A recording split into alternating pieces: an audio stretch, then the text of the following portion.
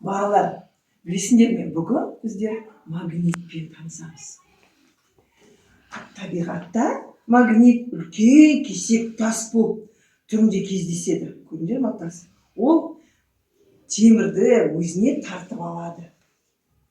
Енді қазір мына магнит тарихымен танысайық.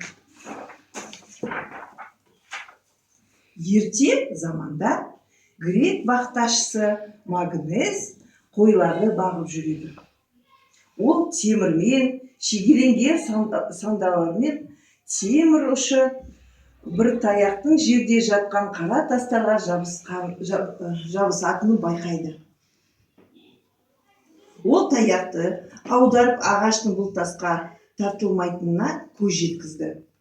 Сандарларды шешіп, жала аяқтында тартылмайтынын көрді. Магнес бұл тастың темірден басқа материалдарды тартпайтынын түсінді. Бақташы бұл тастардың бірнешеуімен өзімен бірге алып кетіп, көршілерді таңғалдырды. Бақташының атынан магнит деген атау пайда болды. Магниттің пайдасымен танысайық. Міне, магниттің пайдасы. Магнит арқылы заводтарда мына үлкен темірлерді көтеріп жүреді екен. Және де ұсақ темірлерді табуға болады. Ал ауруханаларда емдеу және диагноз қоюға көмектеседі екен мына магнит. Магнит адамдарға кеңістікте жол көрсетуге көмектеседі. Көрдіңдер ме? Компас. Мына компастың белгілері бәрі темірден солтүстікті көрсетеді екен, жол көрсетеді екен. Және де компьютер мен пластиктың карточкалары да бар емес пе, ақша алатын банк карточкалары. Соның ішінде де магнит бар екен. Соны магниттеу арқылы жазады екен. Мына магниттің ішінде, мына біздің телефоны бар емес пе? Телевизор. Соның ішінде динамигінде магниттер бар екен. Ал енді магнит қараңдар. Магниттің бір жағы оңтүстік полюс деп аталады, бір жағы солтүстік полюс деп аталады. Міне, бір-біріне әртүрлі жақтарымен ол тартылады. Міне, қараңдаршы, міне менде қолымда магнит бар, иә? Мына ар жағымен, ол солтүстік пен оңтүстік полюсымен жақындатсақ, ол бүйтіп ма? Тартылды. Ал бірдей болса, мына жақпен, ол тіпті тебінеді. Не қараңдар? Тебінеді. Жабыспайды. Қашады. Көрші. Көр. Бір-біріне жабыса көр. Көрдің ба? Жабыса ма? Кәне ана кімді бер. Көр. Жабыса ма? Бір-біріне жақындатып көр. Жабыспайды, ана кімді. Және ертеге бер. Көр. Жабыса ма? Жабыспайды екен. Ал әртүрлі полюспен жақындаса, тартылып қалады екен. Көрдің ба? Ал басқа жақпен көрші, басқа жақ, айналды. Айналды да басқа жақпен. Не? Жабысты ма? Жібер. Бір қолын жібер. Әне, жабысып қалды ма? Жабысып қалды. Бере қой кім. Кәне, әртүрлі жақпен көр. Бұлай бір-біріне бүйтіп қаратып қой. Жабыспайды ма? Басқа жақпен көр. Басқа жақпен айналды. Жабыса ма? Әне, жабысып та қалды, иә? Көрдіңдер ма? Магниттің қасиеті сондай. Ал қазір темірден және оған ұқсайтын металдардан жасалған магнитті қасиеттері бар. Мысалы, не көріп тұрсыңдар? Шеге, қайшы, бұрағыш, тағы не болады? Пышақтар, иә? Олардың бәрі металдан жасалған. Олардың магнитті қасиеттері бар. Ал мына мата, дәптерлер, кітап болсын, мына пластмассадан жасалған заттар, ағаштан жасалған заттарда магнитті қасиеттері жоқ. Олар тартылмайды. Соны тексеріп көреміз бе? Тәжірибе жасайтын уақыт келді. Иә? Мінекей курик, мына магнит қай жерде тағы кездеседі? Магнит біздің көрдіңдер ма? Мынандай тақта темірден жасалған. Мына магнитпен біздер қағазды да қадаймыз, иә? Тақтаға. Мінекей магнит ұстап тұрады қағазды. Ал енді сол магнитпен су бар стаканның ішіне біздер қазір мына түйрегіштерді салып жібереміз, иә? Қараңдар. Түйрегіш салып жіберейік та, көрейік. Ал енді сендерге тапсырма осындай. Мына қолыңызды суға батырмай, суламай, мына түйрегіштерді шығарып көріңдерші стаканнан. Қалай түйрегішті салып жіберіңдер? Түйрегіштерді салып жіберіңдер. Біреуін саласыңдар ма, екеуін саласыңдар ма? Салып жіберіңдер. Әркімнің өзінің қасында магниттер жатыр. Сол магнитпен, қалай аласыңдар енді? Қолымызды салмай қалай аламыз? Магнитпен көреміз, иә, мінекей.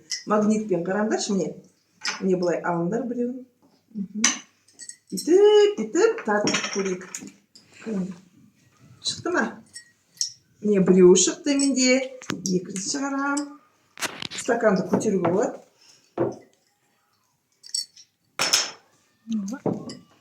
Стаканды көтеруге болады.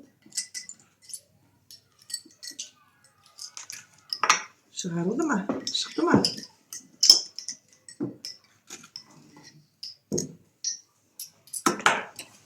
Шықты ма? Шықты. Бәрін шығарыңдар ма? Әне, қолымызды сулаған жоқпыз. Тоқтатшы. Екінші тәжірибе бізде қағаз арқылы магнит әсер ете ме екен? Қазір көрейік, иә? Мінекей, мен сіздерге бәріне қағаз берейін. Алыңдар. Сол қағаздың бетіне мына бір түйрегішті сала қойыңдаршы. Бір түйрегіш қана салып қойыңдар. Бір түйрегіш. Ал астына магнитпен сол түйрегішті жүргізіп көрейік. Көрдіңдер ме? Қараңдар. Қайнекей? Әсер ете ме екен? Қозғала ме екен?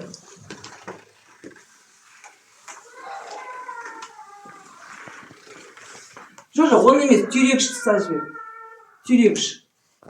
Міне түйрегіш салып жібер. Ана шегелерді алып таста. Астынан магнитпен тарт. Қара.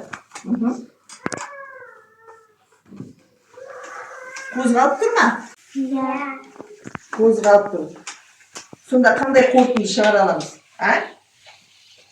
Магнит судан да өтеді, және де қағаздан да өтеді екен, иә? Әсер етеді екен. Ал жақсы, магниттің да күші мықты екен, иә? Судан да шығарды түйрегішті, қағаздан да өтеді екен. Ұнады ма? Иә. Ұнады. Қазір біздер мына кесте береміз сендерге. Сол кесте толтырамыз. Тағы да әрі қарай тәжірибемізді жалғастырамыз. Мына кестені толтырамыз. Міне қараңдар, мына кестенің жоғары жағында түрлі заттар бар, иә? Мына астында, мына смайлик күлімдесе, ол деген тартылады деген сөз. Ал мына айтып тұрса, ол тартылмайды деген сөз, иә? Біз қазір бүйтеміз. Тәжірибе жасаймыз да, мына смайликтің екеуінің біреуін сары карандашпен бояймыз. Мысалы, шеге тартыла ма екен? Сендердің алдарында шегелер жатыр. Магнитімізді аламыз. Шегені тартып көрейік. Тартыла ма? Кәне көріңдер. Жерге қойыңдар, магнитті қойыңдар. Бұлай көтеріңдер, түсіріп көріңдер. Тартыла ма? Тартылады. Ондаша карандаштарымызды аламыз да. Қай смайликті бояймыз? Күлімдеген ба, мұнайған ба?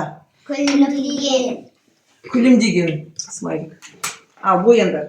Күлімдеген смайликті бояйын. Біреуін ғана тек қана тартылады деген сөздің қасындағы күлімдеген смайликті боядық. Onu емес. Смайликті бояйсың. Смайликті бояйсың. Әдемілеп.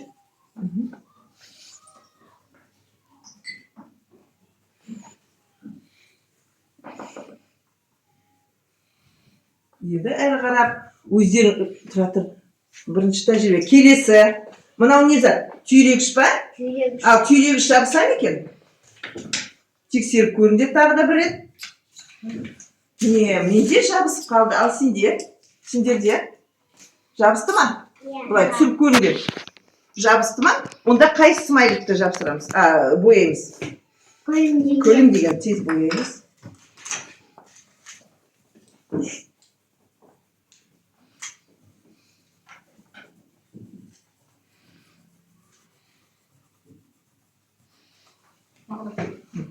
Келесі не ол? Кітап па, дәптер ме, қағаз. Я? Сендер алдарында қағаз жатыр ғой. Кәне, қағазды көрейік, магнитті жақындатында қағазға. Жабыса ма? Жоқ. Ондаша қайсы смайликті бояймыз? Көлім дегенді. Иә. Мұнайып тұрған смайликті бояймыз. Өздері жұмыс жасаңдар. Міне кітаптың астындағы смайликті бояймыз.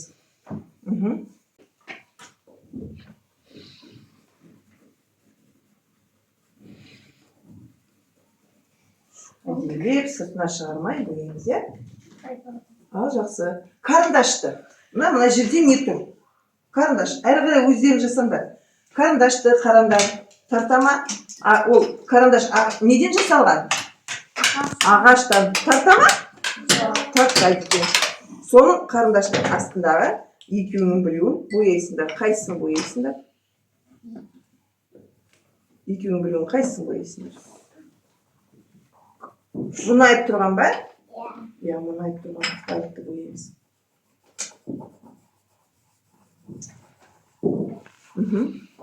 Келесі не? Нені суреті?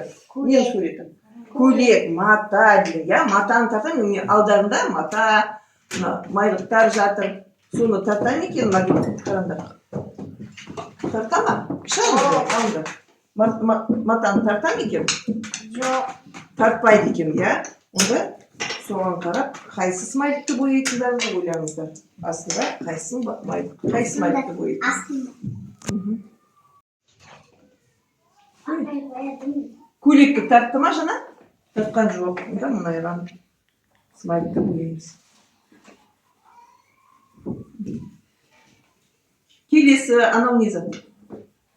Өшіргіш. Тарта ма? Тартпайды екен, соған қарап. Қай смайликті бояйсыңдар? Ойлаңыздар.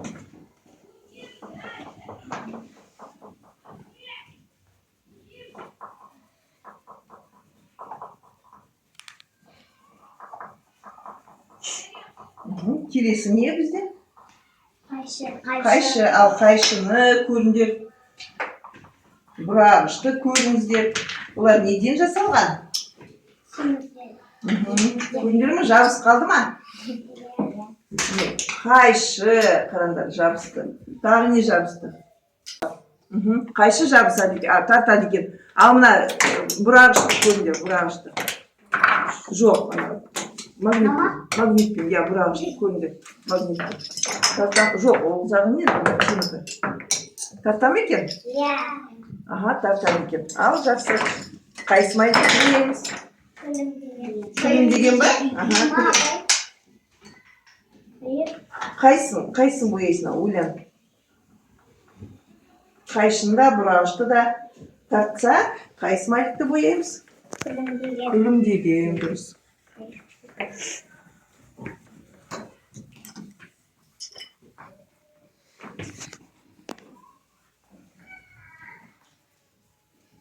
Толтырып па? Сонда қандай заттарды тарта алады екен? Айтыңдар. Қандай заттарды тартады? Қараңдар өзіңіз кестелеріңізді. Қайшы, тағы? Шеге, және де? Түйрегіш. Қарашы балалар. Қай сурет дұрыс, қай сурет бұрыс. Кәне тағы да бір есімізге түсірейік. Мына жерде қара жіберіңдер. Не бар? Мынау не зат? Ине, Қалам. қарындаштар, Өшіргіш. Шире. Мынау маталар. Маталар. Мынау не зат? Сақ. Бұл да темірден жасалған кнопка дейді. Кнопка, оны сендер білмейсіңдер. Кнопка. Жақсы. Не артық мына жерде? Не магнитке жабыспайды? Өшіргіш. Тек қана өшіргіш па? Тағы не? Маталар, тағы Қарандаш. қарындаш. Мына үшеуі артық. Өйткені олар неге? Неге артық? Өйткені олар Магниттің қасиеті бар ма? Магниттік? жоқ. Айтыңдар. Магниттік? Магниттің қасиеті жоқ. Дұрыс. Ал қалғанда шиде, ине, олар бәрі металдан жасалғасын, олар магниттік қасиеті бар. Сонымен қандай қорытынды шығаруға болады? Магнит пайдалы ма? Пайдалы. Ал қандай тәжірибе ұнады сендерге? Қандай тәжірибе ұнады? Судан түйегішті шығарғанымыз ба, әлде судан шығарғанымыз ұнады ма? Аха, жақсы. Магниттік қасиеттермен таныстық. Енді білесіңдер магнит не екенін. Жарай ма? Рахмет сендерге. Рахмет.